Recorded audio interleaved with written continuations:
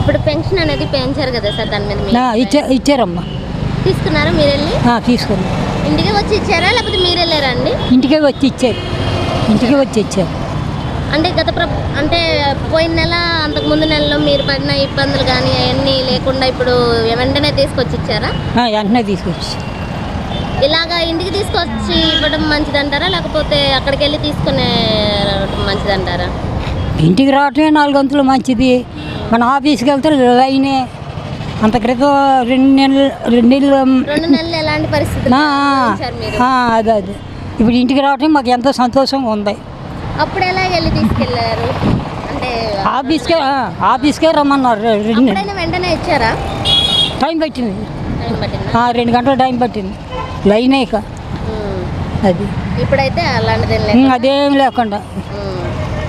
ఇప్పుడు చంద్రబాబు గారు ఇంటింటికి వెళ్ళి పింఛన్ అనేది కొంతమందికి ఇస్తున్నారు కదా, దాని మీద మీ అభిప్రాయం? అందరూ అదే అభిప్రాయం. అంటే అంత అధికారంలో ఉన్నటువంటి వ్యక్తి ఇంటింటికి వెళ్ళి ఒక అంటే వాలంటరీ లాగా లేదా సచివాలయ సిబ్బంది లాగా వెళ్ళి వాళ్ళకి ఇవ్వటం, దాని మీద మీ అభిప్రాయం? మంచిదేనమ్మా. మంచి అభిప్రాయం పెట్టింది. ఎంతో సంతోషంగా ఉంది మాకు కుటుంబంలో. మా కుటుంబంలో మేము 4 ఉన్నాం. పింఛన్ తీసుకున్నాం. 7,000 ఇచ్చారు. ఏప్రిల్ మేలో జరిగినటువంటి అంటే ఎవరైతే చనిపోయారో పెన్షన్ కోసం అని వెళ్ళే వాళ్ళు, దానికి కారణం వైసీపీ వాళ్ళ మూర్ఖత్వమే అని చంద్రబాబు గారు మాట్లాడుతున్నారు. అది నిజమేనంటారా? నిజమేనంటారా?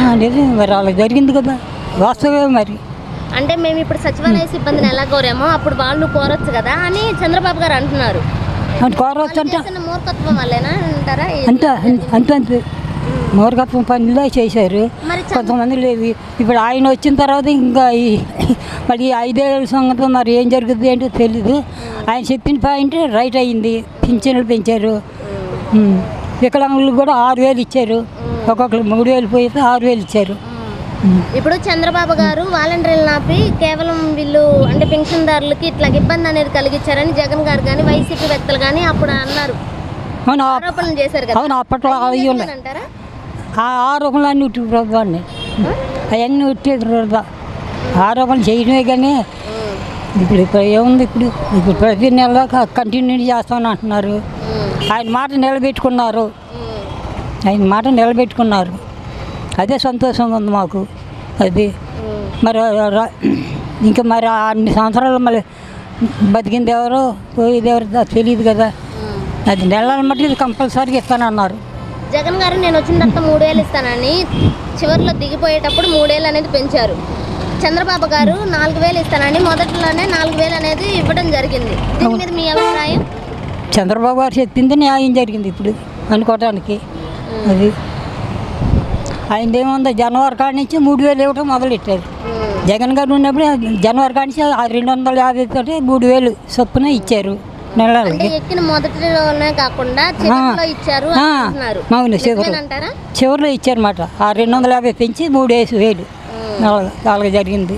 ఇప్పుడు జగన్ గారు కూడా నాకు 40% ఓట్లు వేశారు, నేను మళ్ళీ ప్రజల కోసం వస్తాను అంటున్నారు. వచ్చే అవకాశం ఉందంటారా ప్రజల్లోకి? నేను చెప్పలేము. మళ్ళీ ఇప్పుడే తారుమారు అయిపోయింది.